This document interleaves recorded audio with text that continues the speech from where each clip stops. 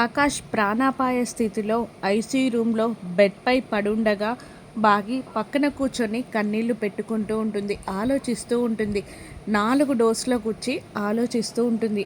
ఇంతలో అమర్ రూమ్లోకి వస్తాడు.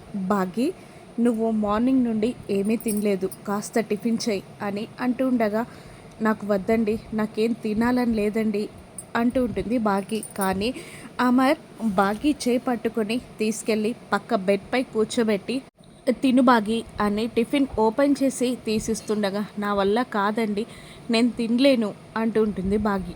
అప్పుడు అమర్, తినాలి బాగి, నువ్వు తింటేనే ఆకాష్ని చూసుకోగలవు, తినాలి అని అంటూ నేనే తినిపిస్తాను అంటూ బాగీకి ప్రేమగా తినిపిస్తూ ఉంటాడు అమర్ని అలా చూస్తూ అమర్ పెడుతున్న టిఫిన్ని తింటూ ఉంటుంది బాగి.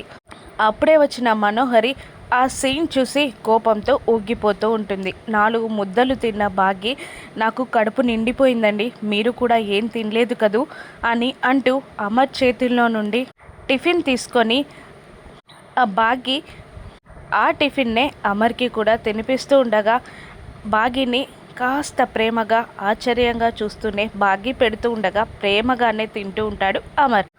అక్కడ గ్లాస్ డోర్ల నుండి చూసిన మనోహరి ఇంకా కోపంతో ఊగిపోతూ ఉంటుంది. ఆకాష్కి 4 డోసులు పడతాయా? ప్రాణాపాయం నుండి సేఫ్గా బయటికి వచ్చేస్తాడా? మనోహరి కూడా ఇందులో ఏదైనా ప్లాన్ చేస్తుందా? మనోహరి ప్లాన్లని దాటి అమర్ బాగి ఆకాష్ని ఎలా బ్రతికిస్తారో రాను నెక్సెస్లో చూద్దాం. Thank you for watching.